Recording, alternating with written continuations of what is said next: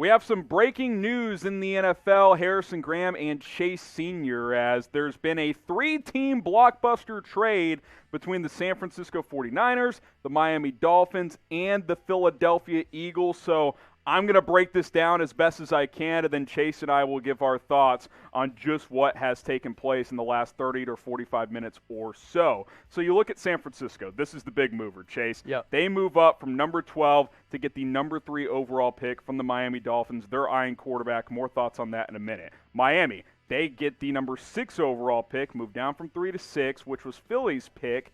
So they sit at 6 overall, and remember, the Dolphins still have the number 18 overall pick in the first round as well. They also receive a 2021 fifth-round pick, a 2022 third-round pick, and a 2023 first-round pick. And then Philadelphia, they drop from 6 to 12, Chase, to get the number 12 overall pick, a 2021 fourth, and a 2022 first. Your instant reaction is what?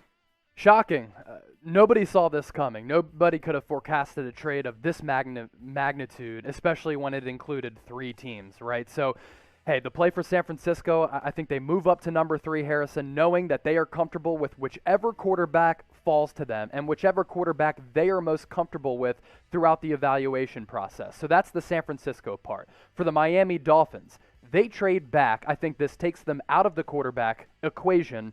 And I think that the Dolphins are moving forward with Tua Tagovailoa, knowing that the sample size for him last year was a little bit too small. They're also going to implement a newer system this year, which maybe brings the best out of him, and he's able to display what he did at the University of Alabama. Lastly, for the Philadelphia Eagles, they go back from 6 to 12. Harrison, I'm not sure about you, but for me, this tells me that the Eagles are moving forward with Jalen Hurts. They're comfortable with him as the starter for 2021, and they are going to use the small sample size from last year, as well as a full, possibly 17-game schedule this year, to evaluate their second-round pick from a year ago, see if he can be the long-term starter, and if not, they will draft or trade for a quarterback in the future. Totally agree. We'll expand on the thoughts for all 3 teams, the implications for the NFL draft as a whole. Just give us your one-word reaction. I mean, blockbuster, shocking. I think we've used 10 or 12 words that are certainly acceptable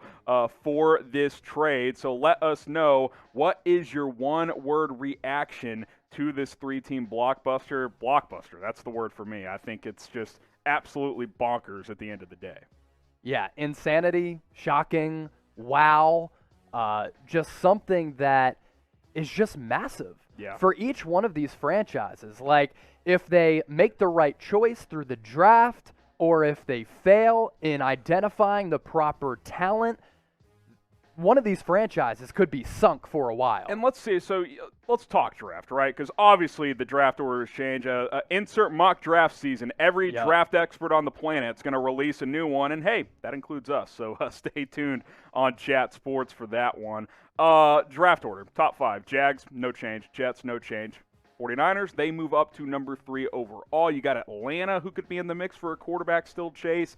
How does this impact them? Maybe they don't get their guy now. And then the Cincinnati Bengals at number 5 overall, I think it does help them. They don't need a quarterback, so they may have their choice of Penei Sewell or insert wide receiver. Rashawn Slater or wide receiver. Yeah, definitely an option. 6 through 10 here. Again, Miami goes down from 3 to 6. They also have number 18 overall, so a lot of draft capital for the Dolphins. No changes 7 through 10. Detroit, Carolina, Denver, and then the Dallas Cowboys rounding out the top 10 draft picks. 11 through 15, the Giants at 11. Philadelphia moves down to 12. Remember, kind of a combined 3-team trade where Philadelphia ends up with the 49ers pick at number 12, and then Chargers, Vikings, and Patriots round out your top 15. But that is the impact for the NFL draft after this blockbuster trade.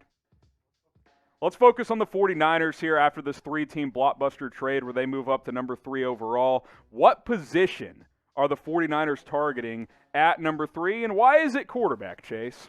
Well, Jimmy Garoppolo has been good when he's been on the field, right? But he's been hurt so often. Jimmy G is like 22-8 as a starter, but of the last 42 games, he's only been available for 25 of them, Harrison. So Jimmy G, when he's on the field, he's been a productive player. You go back to 2019, he was a big reason why San Francisco made it to the Super Bowl. And entering the fourth quarter against the Kansas City Chiefs, the 49ers were up 29-10 before collapsing in that final frame. And Jimmy G was a big reason for that because he played well in those first three quarters. Now, a lot of people might say, well, Jimmy G did miss Emmanuel Sanders on that deep ball late in the game. He was the reason why we lost.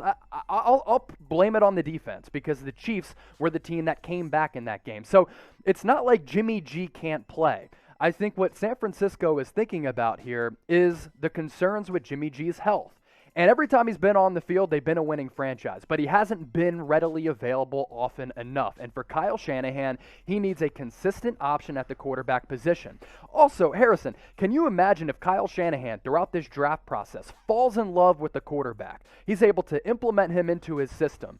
And Kyle Shanahan, still a really young head coach, is able to groom, develop, and grow his franchise with the quarterback that he loves. That's a scary proposition and thought for the rest of the NFL, especially in the NFC West. Yeah, we should mention that Adam Schefter did report that at this time there's no plans of cutting or trading Jimmy Garoppolo, but I will note that over a month away from the draft, I'd be pretty surprised if they don't start at least shopping him around. I still think there's some teams that could have some interest in Jimmy Garoppolo. The problem's going to be his $25 million cap hit for a team that trades for him, so maybe he would have to agree to a restructure or something like that. But we will see what's in his future. Maybe the 49ers view this as Jimmy G will start for one more season, and then we'll groom whoever we draft for 2022.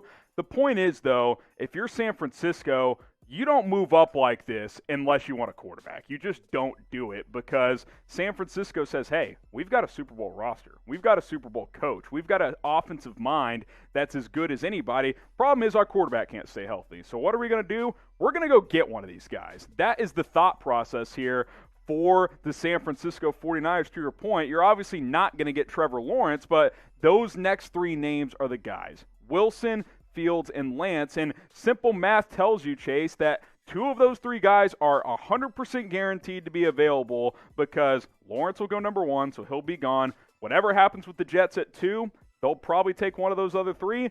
That means the 49ers have their choice at one of the other 2. Yeah, Trevor Lawrence, a stone-cold lock to go number 1 to the Jacksonville Jaguars. Who knows what the New York Jets are going to do at number 2? Do they move forward with Sam Darnold? If so, that leaves the 49ers with an opportunity to draft their choice of Zach Wilson, of Justin Fields, of Trey Lance. Heck, Dan Orlovsky said, I think San Francisco moved up to possibly draft either Lance or Mac Jones. I don't think Mac Jones is the play here. I think it's going to be Zach Wilson. I think it's going to be Justin Fields or Trey Lance. So that's what I'm thinking. So let's talk Wilson because obviously his pro day was today and the 49ers were in attendance. So, you know, does he become the guy here? I don't want to react and be like, oh, because he was at Wilson's pro day 2 hours ago. This is why they made the trade. Yeah. But I believe he was the final of these quarterbacks to have their pro day, unless Fields still needs his. I'm not sure. I know Mac Jones, Lawrence has already done his. Lance has as well. Yeah. So maybe they wanted to wait and watch all of their pro days and then say, okay, we're comfortable, we're trading up. Yeah, so, Zach Wilson was working out at BYU today, and John Lynch, the general manager for the 49ers, was in attendance. And I want to caution everybody not to make too much of that, okay? When you're running a football team, it is your duty, it is your job to do homework on almost every single prospect in the NFL draft, especially at the quarterback position. I don't care if you're set at quarterback. You still have to do your homework and get some intel on what these prospects are all about. So pick a prospect. So Wilson had his pro day today. Him, Fields, Trey Lance, they're kind of in that same grouping. I think if you ask 20 GMs, they would all rank them differently. Like it's just that close after Trevor Lawrence. So let us know what you guys think. Type ZW for Zach Wilson. Type JF for Justin Fields. Type TL for Trey Lance. Go ahead and pick one for us. Who do you guys think will be the top prospect here? Now, 49ers fans, get subscribed to the 49ers Report if you're watching on Chat Sports. There's the link down below. It's youtube.com/49ers TV. If you're watching on our 49ers channel, just hit that big red button and subscribe. Chase Sr., Thomas Maude, occasionally myself, and Tom Downey, whoever it is, we're going to keep you guys updated on everything surrounding the San Francisco 49ers. Let's talk the Philadelphia Eagles now when we break down this 3-team blockbuster trade between Philadelphia, San Francisco, and Miami. We'll start with a question here. What position do the Eagles target at number 12 now that they've slid back from number 6 overall? I actually don't like this trade for the Eagles. I would have liked to have seen them stay at number 6, and I understand that they get a future first-round pick for next year. Maybe they can package that together to either move up next year in the draft or put together a package for Deshaun Watson if they decide to trade for him. Go ahead. And remember, they could have another first next year if Carson Wentz reaches certain incentives in Indianapolis. Right. So they could have up to 3 first-round picks next year. But I don't like the move for the Eagles because I think the value of the player, the potential of the player from 6 to 12 greatly decreases because one of those wide receivers of Jamar Chase, Devontae Smith, Jalen Waddle, Kyle Pitts is a tight end, but he can probably also play wide receiver. I think all of those guys are going to be gone by number 12. So maybe as a guy like Micah Parsons available at number 12, does he slide back? But I think for the Eagles, yes, they get future picks back, but they take themselves out of the running for a really premier player and for an organization that needs to rebuild and bring in elite dynamic players. You're taking yourself out of the running for one of those guys. Yeah, you wonder maybe, okay, so they're at 12 now. Come draft night, maybe they slide back to 9 or 10. That's certainly still a possibility. Things happen in the NFL draft like that all the time. But when you are thinking, okay, if you're Philadelphia, you need an elite player on the outside. Jalen Reagor's probably more of a number 2 in the NFL.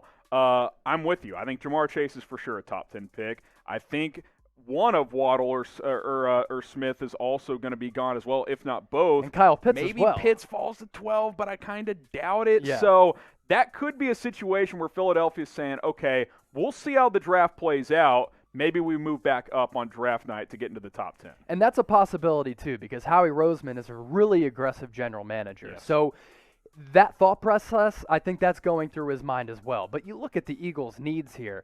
I think, as we mentioned, one of those wide receivers is going to be gone. Maybe Micah Parsons drops back. It's not a great draft for defensive ends. No. Cornerback is a big need for the Eagles, and one of the premier cornerbacks in this draft could definitely be available at 12. And offensive line, yeah, you can stack up on those guys mid to late first round or get a good player in the second round as well. Yeah, so you look at these 3. These are the top 3 receivers. We'll just verbally include Kyle Pitts because he's a top 10 talent. It doesn't really matter what the order is. The point is, if you read what scouts are saying, if you read what draft experts are doing in their mock drafts, this is a quarterback receiver dynamite draft, whereas there's been some mocks where 0 defensive players go in the top 10 picks. Like, that has happened in some of these mock drafts. So if you're Philadelphia, normally you're thinking, okay, we fall to 12. If 4 quarterbacks go in the top 10, surely we'll get one of these guys. That's not guaranteed here. They could all be gone as well. Not guaranteed at all, and that's why I don't like the Eagles moving back. And you mentioned offensive players going off the board rapidly in the top 10. Why has that happened? Rule changes, more of an emphasis on dynamic, speedy players in the NFL because of those rule changes. And as NFL schemes change, you can really unleash some of these dynamic players who can really become elite players. Yeah. But the Eagles, they could really use Jamar Chase. They could use Devontae Smith. They could use Kyle Pitts.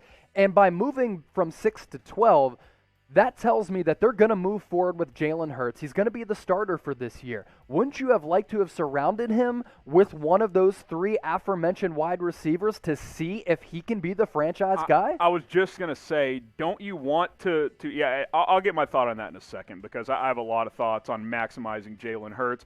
First, we'll ask you guys to subscribe to our Eagles channel. If you're watching on Chat Sports, we have a Philadelphia Eagles channel that Thomas Mott does a great job on. You see some of us on there sometimes as well. YouTube.com/Eagles Now, the latest news, rumors, draft coverage is going to intensify, especially after this, just over a month away from the NFL draft. Stay tuned. Big offseason continues for the Philadelphia Eagles, so go ahead and subscribe. I want to build off your Jalen Hurts point here because the point I was going to make as well is if you're serious about evaluating Jalen Hurts, don't you want to give him every chance to prove that he can be that guy? Like, if you don't get a big-time weapon here and you just roll into the next season with Jalen Reagor, Travis Fulgham, and Dallas Goedert, like, those are decent, like, secondary type of options, but you don't have that true number one, like, hey, I'm going to go make a play for my quarterback type of player. And Jalen Hurts still has some polishing to do, so you need one of those guys. And that's what I would have done. So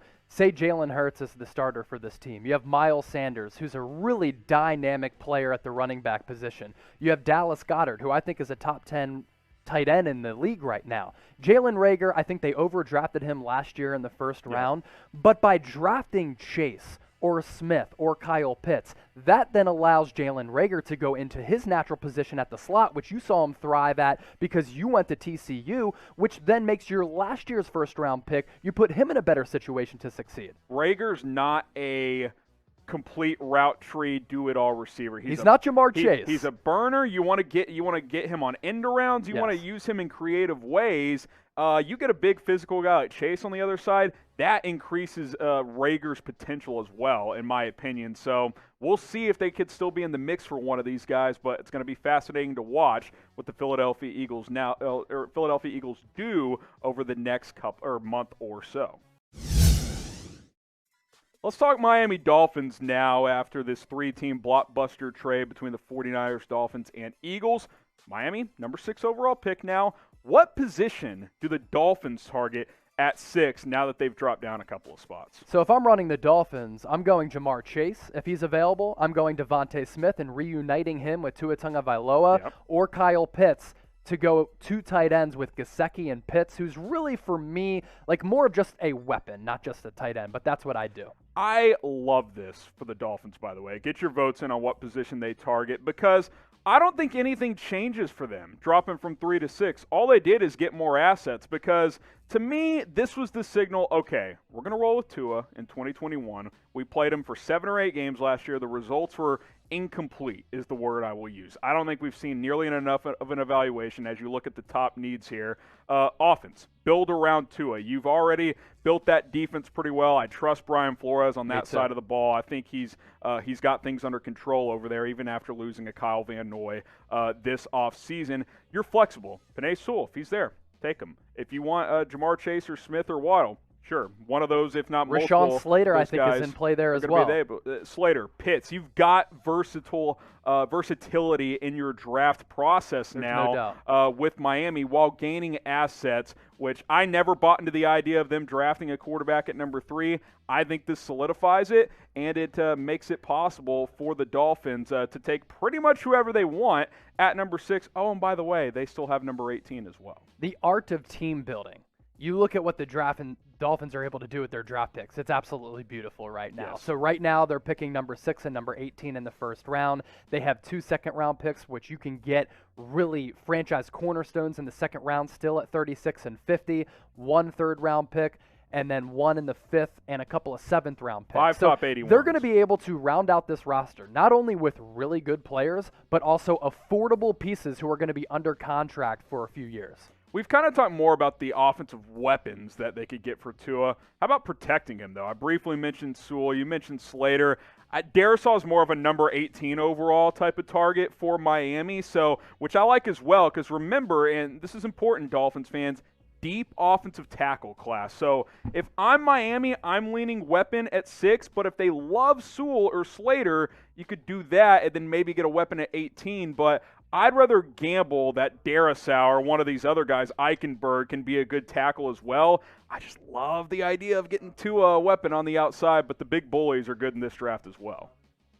Subscribe to Miami Dolphins today. It's youtube.com/Dolphins News. If you're watching on our main Chat Sports YouTube channel, go check that out for you Dolphins fans. It's going to be a fun NFL draft night for the Dolphins, and we'll cover that once that comes. And mock drafts, news, rumors, a bunch coming until we get to that draft as well. Chase, where are you sitting at number 6 with Miami? We've talked weapons. We've talked offensive line. How would you like to see this play out? This is a reason why I love what Miami did with this trade, because at number 6, they can draft Kyle Pitts. They can go with Jamar Chase. They can reunite Tua with Devontae Smith and get an elite weapon to help Tua, because by trading back, I think the Dolphins are sending a message, Chris Grier, Brian Flores, that they are comfortable with Tua as the starter in 2021. So at number 6, you go with a wide receiver and you give him an elite weapon. Then at number 18, that's when you address the offensive line. That is just fantastic foresight from the Dolphins to think about that, make this trade, and still get value back. Dare I say this as well? What if you take Chase at 10, Slater's still on the board at 10 or 11? You've got the firepower to move up and get him. You could package 18 in both those seconds to get to 10 or 12 from 18, and you could get two birds, one stone if you want to get one of the top 2 tackles. We'll see if Slater falls, but I think it's possible with the run of quarterbacks and receivers, plus Kyle Pitts, that could come off the board early in this draft. The point for the Dolphins, lots of flexibility entering draft night. They're in a very good position for this year and for the foreseeable future in Miami.